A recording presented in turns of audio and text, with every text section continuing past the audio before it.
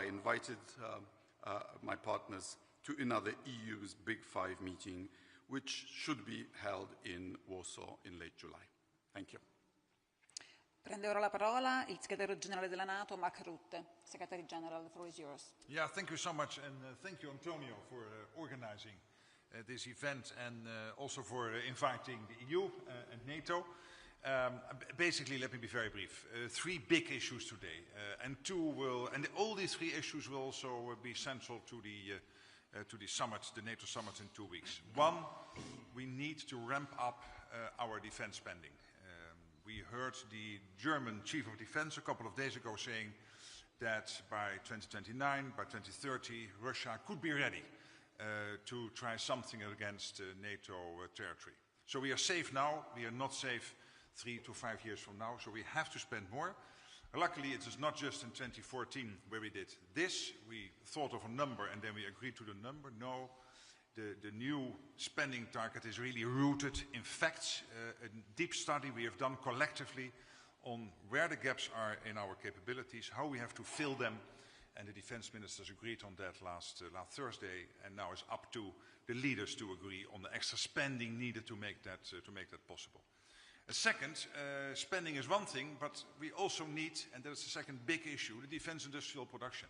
And we are not producing enough. And this is really keeping me up at night, making sure that we not only ramp up spending, but also ramp up the defense industrial production. As you know, when a country now orders a Patriot system, it will be delivered in 10 years. The question then is, in the morning or the afternoon, why does it matter? Because in the afternoon, the F-35 will arrive.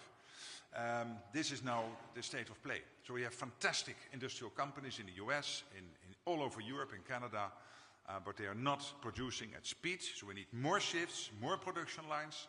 We do not have to see an increase in prices. And I was really impressed by the UK defense review, which came out, I think it was last week, Friday or early this week, basically stating that they want to build 6 new ammunition factories.